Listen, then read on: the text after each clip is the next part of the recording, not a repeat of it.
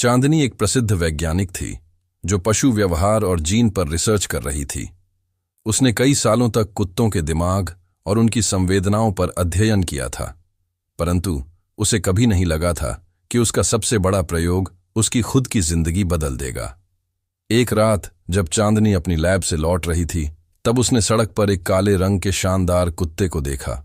उसकी आंखें नीली चमक रही थीं, जैसे वे किसी रहस्य को छुपा रही हों। कुत्ता सीधा चांदनी के पास आया और उसकी ओर देखने लगा, मानो वह उसे बरसों से जानता हो। वह उसे अपने साथ घर ले आई और उसका नाम साया रखा। परंतु जल्द ही उसे एहसास हुआ कि साया कोई साधारण कुत्ता साया को इंसानों की बातें समझने की क्षमता थी। वह बिना कहे चांदनी की हर भावना पढ़ सकता था। जब चांदनी खुश होती तो वह धीरे से उसके पास बैठ जाता, और जब वह परेशान होती तो उसकी आंखों में अजीब सी उदासी झलकती। एक दिन चांदनी ने देखा कि साया आईने में खुद को देखने के बजाय उसे घूर रहा था।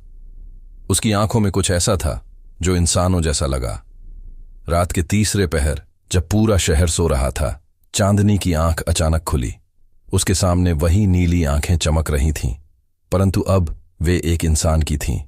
साया अब एक खूबसूरत लंबे कद का आदमी बन चुका था। उसने धीरे से कहा, चांदनी, मैं एक श्रापग्रस्त आत्मा हूं। सदियों पहले मैं एक इंसान था, लेकिन मुझे कुत्ते के रूप में बदल दिया गया। मैं तब तक इंसान नहीं बन सकता जब तक कोई मुझसे सच्चा प्रेम नहीं करता, बिना मेरी असली पहचान जाने।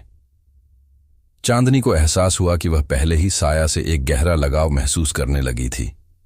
वह उसे शब्दों में नहीं समझा सकती थी, लेकिन उसका दिल जानता था कि यह बंधन साधारण नहीं। जैसे ही चांदनी ने साया के हाथ को छुआ, वह पूरी तरह से इंसान में बदल गया। श्राप टूट चुका था, परंतु वह दुनिया अब उसे नहीं पहचानती थी, क्योंकि वह सदियों पहले मर चुका था। चांदनी ने उसे अपनाने का फैसला किया और दोनों ने मिलकर एक नया जीवन शुरू किया। उनका प्रेम विज्ञान और तर्क से परे था। यह किसी और ही लोक से आया था, एक ऐसा बंधन जिसे शब्दों से नहीं समझाया जा सकता था। और इस तरह एक वैज्ञानिक और एक श्रापित आत्मा की प्रेम कहानी अनंत हो गई, जहां प्रेम ने हर सीमा को पार कर दिया।